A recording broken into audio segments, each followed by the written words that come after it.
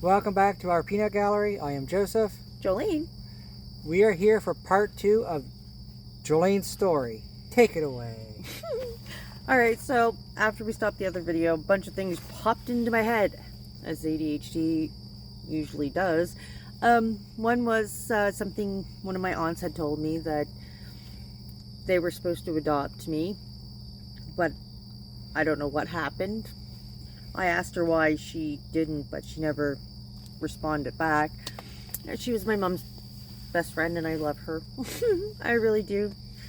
I don't believe if it wasn't for her, I probably would have more issues than I do. I have strong belief that before my mom married my stepdad,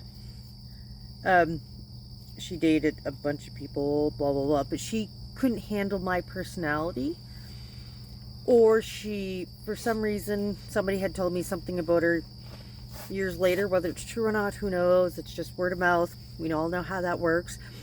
But if what he said to be true, then my mom was wild. So I'm thinking, besides looking like my mother, which I totally do, like 100%, I'm just shorter. Well, she's passed away. She was like 5'11" for a female.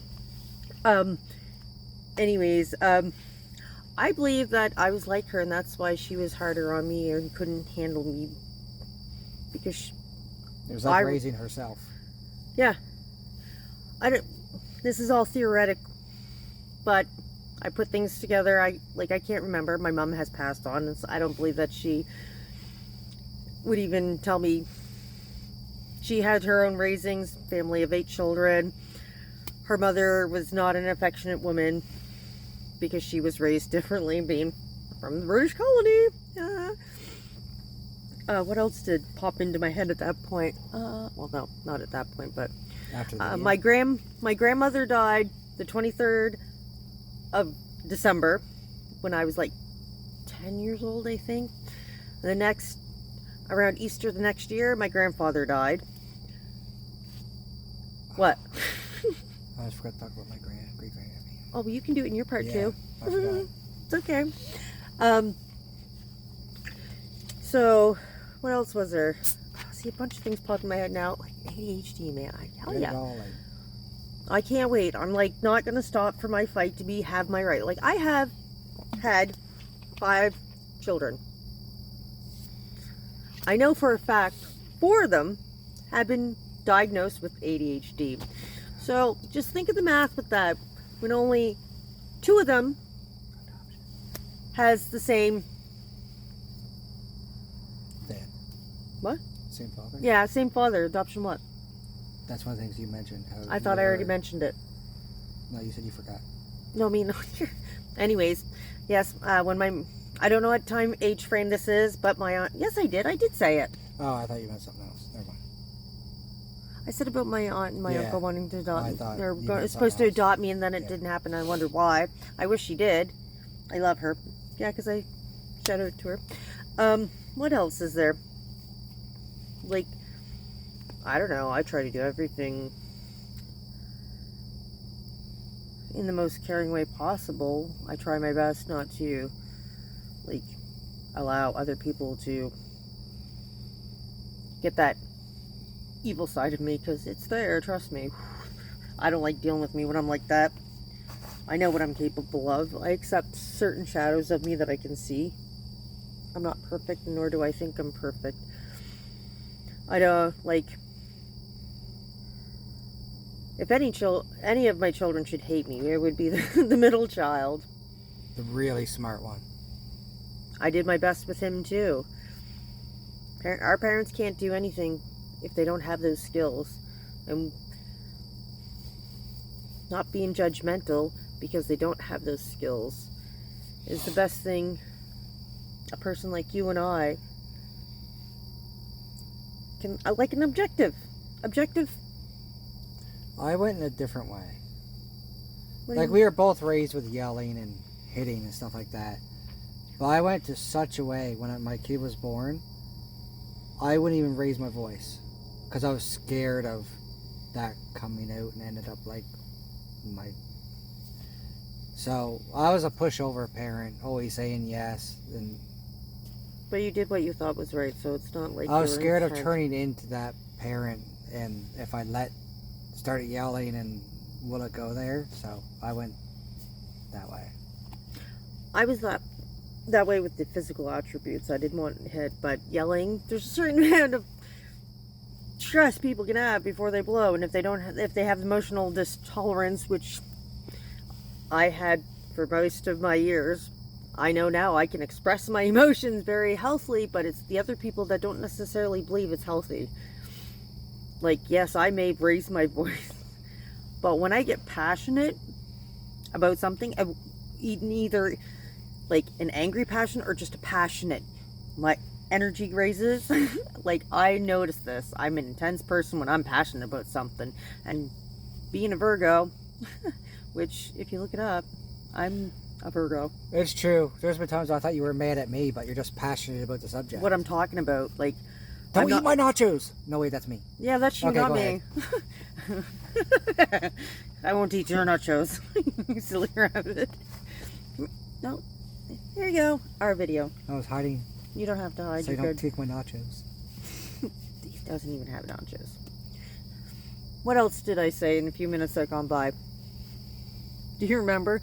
I say a lot and then I forget it. It's like, God. My mom used to call me absent-minded. And so did my stepdad. I also remember I remember phrases like, I'll give you something to cry about. I do remember this time when I was a kid. I was so upset. I don't even know why I'm upset. So my mom and whoever was going somewhere, I don't know what age I was at the time. I was a younger age. I was crying and I was banging on the window. Not to break it, but it broke. Oh yeah.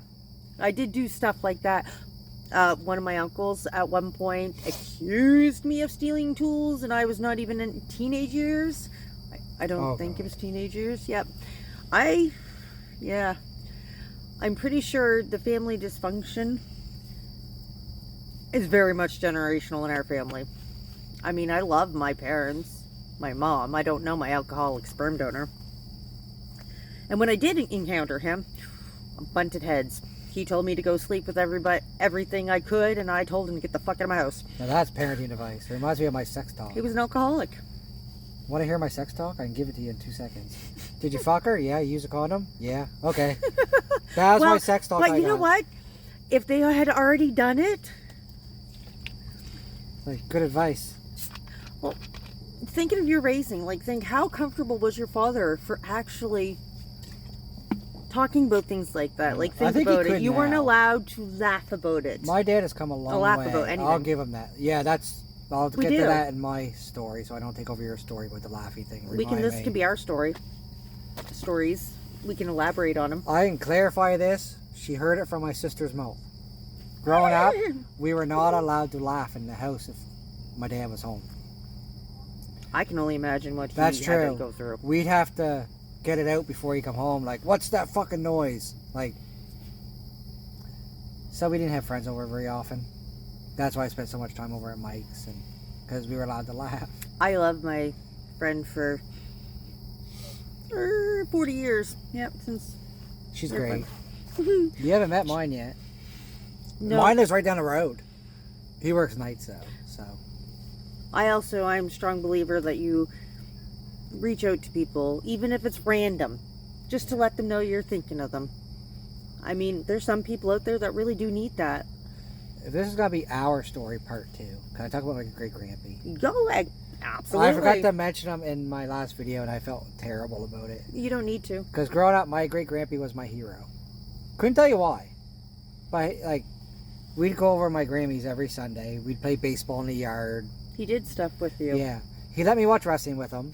He's the one that got me into professional wrestling, yelling at the TV. If you're our age, if you have a parent that watched wrestling, they thought the fucking shit was real.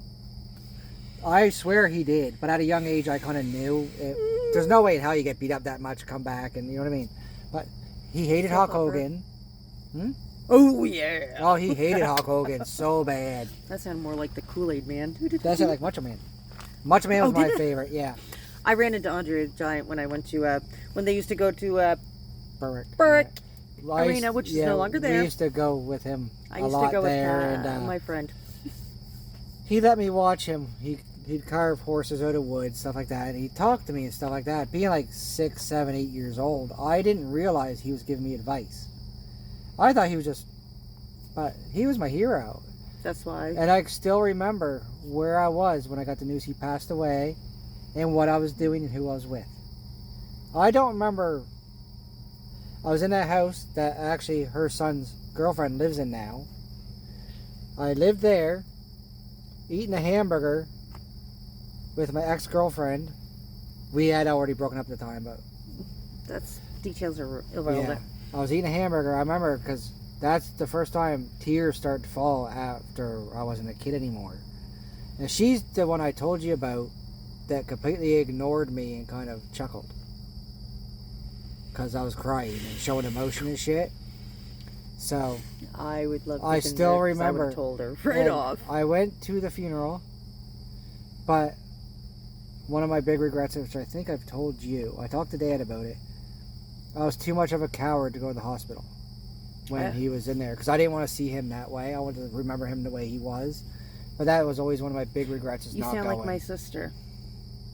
I went to see my grampy, but not my great grampy, because my grampy passed away years later. I watched my mom die. Yeah. I just wanted to talk about my great grampy. Yeah, he was my hero, so. We actually, my first time going to the grave was actually not too long ago, and he passed away in like 95, 96. That was my first time going to his grave, getting the nerve to go. Nothing wrong with that. He was my hero. Yeah, I watched my mom die. That's something that you'll never forget. It's about the only picture that I can actually have that I have in my head. Most times I don't picture things, and there's a name for it, but I don't really know what it is. My middle child had told me. Anyways, she had tell the story about my mom. I love my mom, regardless whether how I annoyed her or whatever. Hell, I even pissed her off on the deathbed. Yeah, I didn't do anything, but I pissed her off, so whatever. Excuse me. My friend was there. She was in the hospital, and they were going to move her. Of course, I did ask if they would be able to put her out of her misery. She had breast cancer, and she went through the treatment for that, and she was 9, almost at the anniversary date, and then she ended up getting lung cancer. My last Christmas with her, I had to do ecstasy, and even with ecstasy I still cried. That's one of the hardest things. She was like, this is probably my last Christmas here. Parents don't realize kids don't want to hear that stuff. Well, no, it's reality. I know. But Kids don't want to hear it. I'm an adult, man. She was in the hospital, and I cried then because she was... Yeah. I knew she was going to die at some point sooner than later. Well, I went in the hospital, and I'm the one who was there by her side. I had to call my sister and brother. Like, they moved her from one room and put her into another room, and when she got into that room, she sat up, and her eyes were the prettiest color green I've ever seen.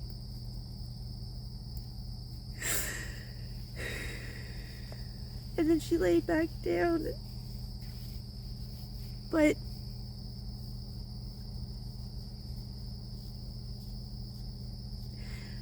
at least she looked more peaceful when she was dead than when she was suffering with the cancer. So it was a little bit easier to handle than, like, it was definitely the lesser of two evils to keep her suffering. At least she would be free. But I'll never forget that moment.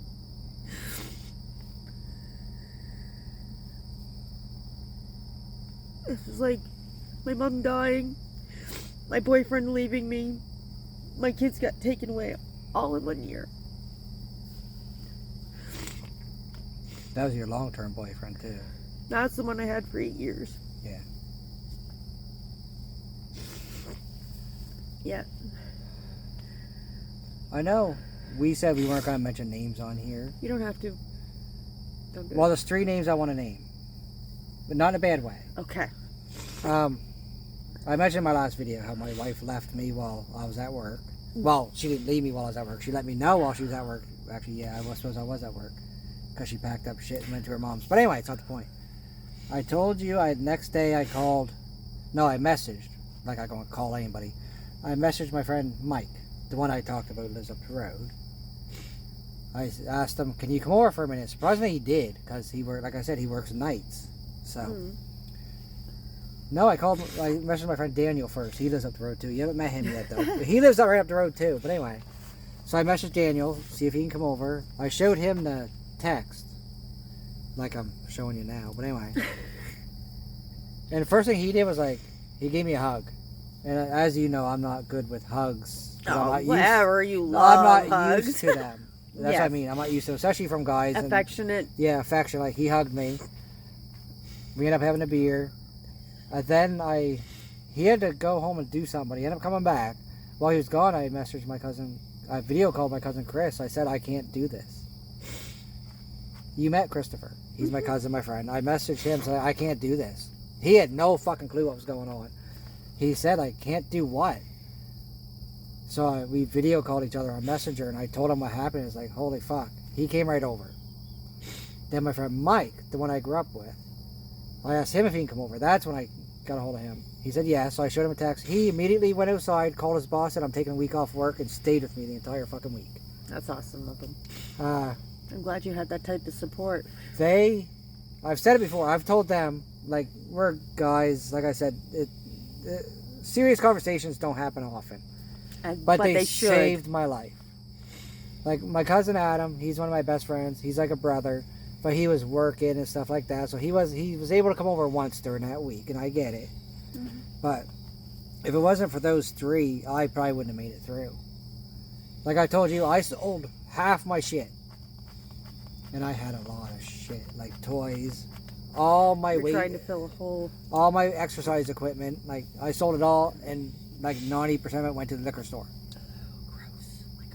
I drank a lot in that first week. I started smoking again after quitting for 8 years. Lucky. I probably wouldn't have made it through if it wasn't for those 3. Like if they weren't able to come over and spend time with me, like if Mike couldn't take the week off work, because then he'd be working all night, sleeping all day, and if Christopher wasn't able to come over, or Daniel, I probably wouldn't be here. As you know, I ended up having that breakdown. I had to take a handful of sleeping pills last year.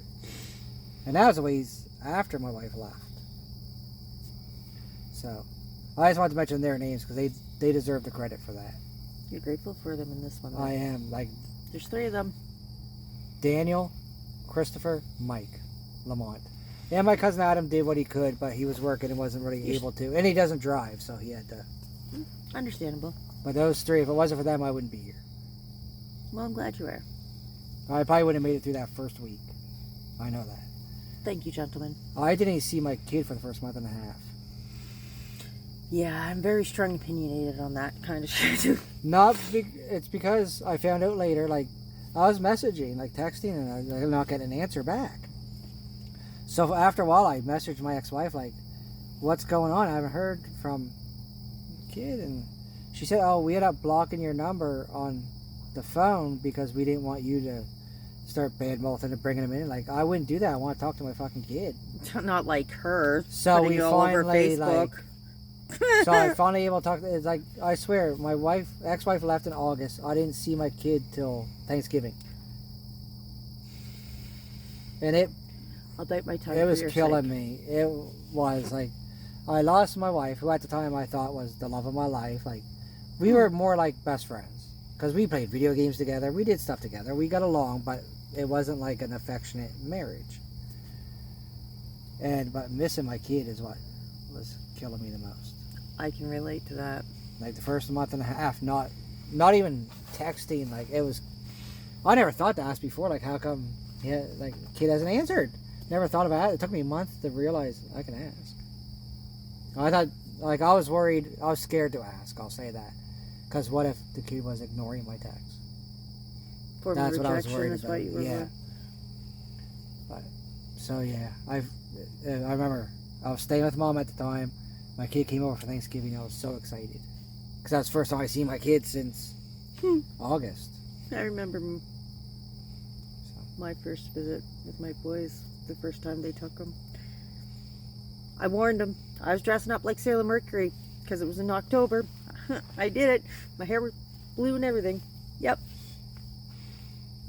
I love my children. I love all of them, including the one who doesn't want anything to do with me. Which is fine.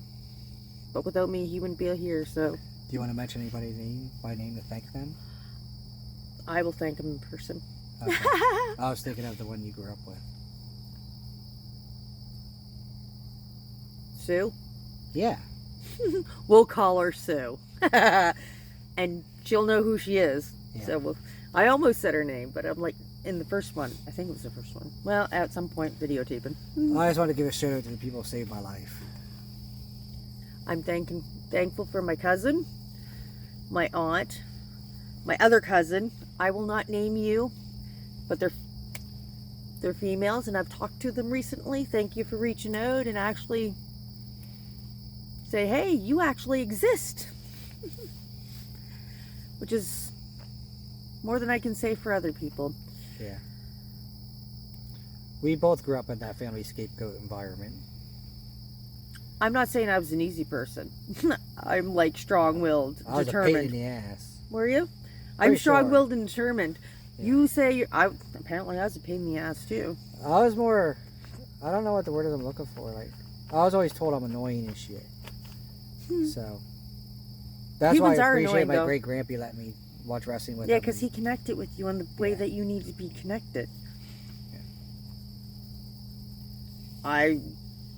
My journey in life is hard, and it's to build me up in certain strengths to make a change in today's society. It's the age of Aquarius. The age of Pisces is Hate gone. Aquarius. That's a different story. You leave Aquarius alone. The age of Aquarius is change of power. It goes from the power, hopefully it goes to the right people. The I ones have who been stand dead up for against themselves. Aquarius. The ones who actually don't bow down to that system that's not for us. Even though they say it's for us, it's never really been for the people. I'm very spiritual now than I was. Oh, I know what you were talking about. Well, I think I know what you were talking about or hitting to. The one who started my awakening. Oh, well, yeah, I was hurt. I had a relationship, a situationship is what I like to call it, and I called it that back then. I had fallen for somebody, and I couldn't understand why. It wasn't logical to me why I had fallen for this person. Like, anyways, how I started, I would go for drives and stuff, get back to nature. It was a beautiful moment. I felt so light. I was driving along. I'm pretty sure it's either 221 I was driving on, or it was the one by the hospital going towards Colebrook. Oh, Brooklyn Street? Brooklyn Street, yes. Anyways, and the sun came up, and I just had this euphoric moment. It was like, oh, it was great. It was great. This was after everything? This was part of the awakening. But during that breakup, I decided to look into what I thought was wrong with the relationship, and that would lead me to what I thought was wrong with him, which would lead to what was wrong with me. The more I looked into what I thought was wrong with that gentleman, came back and come to find out those things went for me. The aha moment, or oh, and that's how I started. So that's just the beginning of it. Yeah. And since we promised full disclosure, full openness, honesty and shit. Full names. No, I'm not going to mention any names. But I mentioned in my first video, insecure and shit. He's one of the ones I worry about a lot. Which you know, I've told you. I'm very open about my insecurity and shit. But I don't know why you would be. Because there's a couple of her exes, for some reason, I really worry more than the others. They're more attachments than... Like, The one last year, not mentioning names, but you know who I'm talking about. Oh, the one who ghosted me on my birthday? Yeah, that's rude shit, and then by the lied way. to me? Oh, yeah. I pick winners. I think they're like my stepdad. I think that's why I picked those winners. Like, I haven't ghosted you. Nope. But wait till I die, I'm going to haunt you. That's okay. Does that count as ghosting? Yeah, a little bit, but you'll always be my boo. That way. Actually, my plan is, when I die, I want you to get me stuff, like taxidermy and shit, and just sit me on the couch or lay me in the bed. Just give me wax. Yeah. Lay you on the bed. Yeah. You have to put taxidermy everywhere, so you're gross. You're the one who's talking about it, you weirdo. Don't be hating. I'm not hating. I'm putting out the objectiveness, not subjective, which is opinion. It's an idea. Well, let's not think of that at this point. Write it in your will. We haven't, I don't know. I didn't really talk about any exes other than my ex-wife. No, she's the one that you were with too 15 years, wasn't it? 15 and a half years. I was cheated on a lot. Not by her that I know of. But I was cheated on a lot before. Like I told you, like, he's just my gay friend. To find out they're screwing the entire time. And he's like a brother to me and stuff like that. And yeah, it's hard because she does have gay friends. And I've heard that before. So my insecurity is like... That's why I like the gay men. They keep you... They're wonderful. They don't make you an object of desire. Gotta sleep with you because that's all they fucking want. Men use sex for... Or women use sex for love and men use love for sex. Well, there is one not all of them that I am worried more about, and you know that. Yeah, he doesn't have to. Yeah, but you know why. The insecurities in a relationship really do cause friction.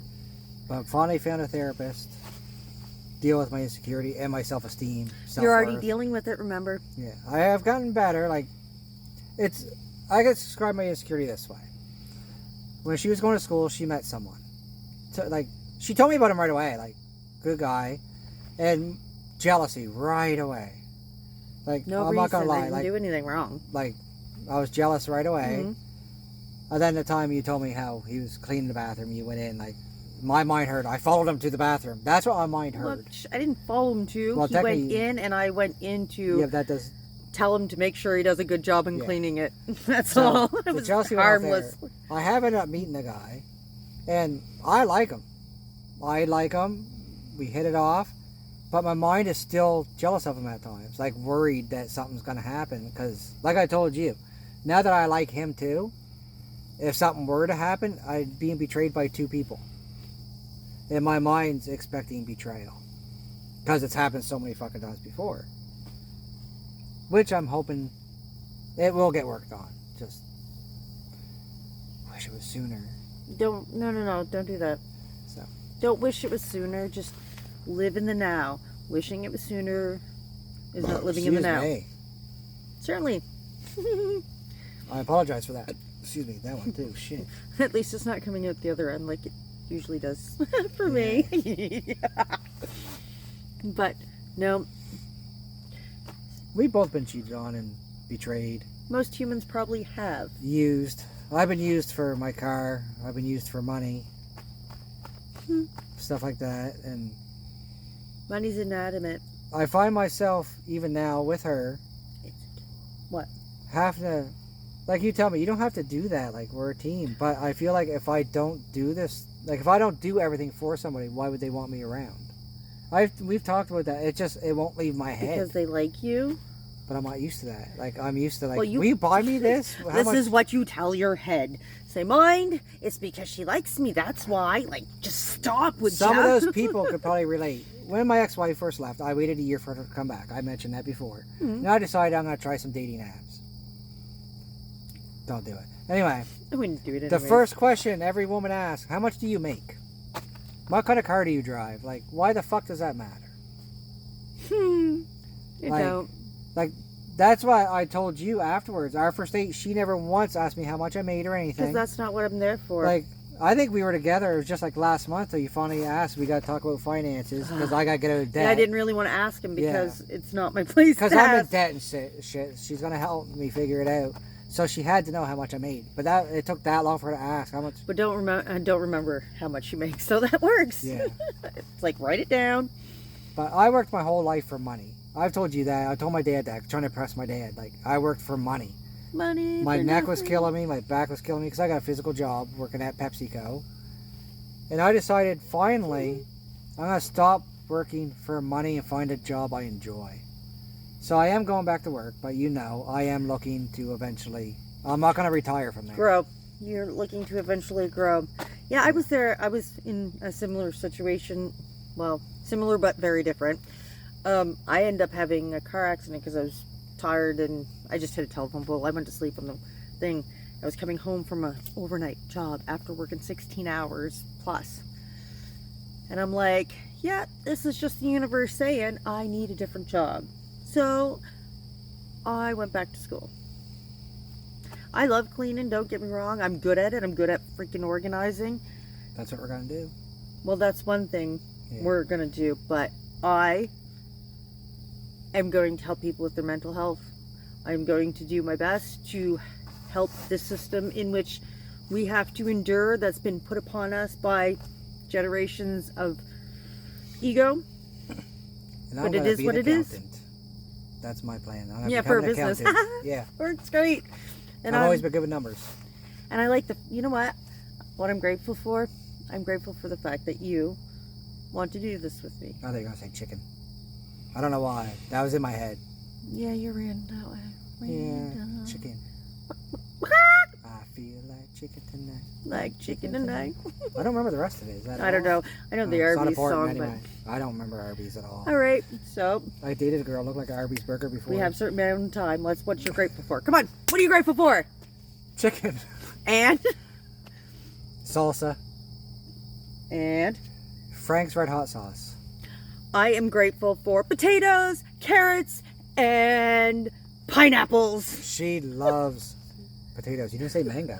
I know. I threw you off. Yeah, I was expecting mango. But yeah, she loves her potatoes. All right. So, this is it for part 2. We don't know if we'll do another one because like we said in the last one, you do these and you think, oh shit, I should have brought that up after. It's hard to say. But we look for a video. We plan on doing a video. We're going to ask each other questions. Every Wednesday. Yeah. So till then next time. Take care. Bye.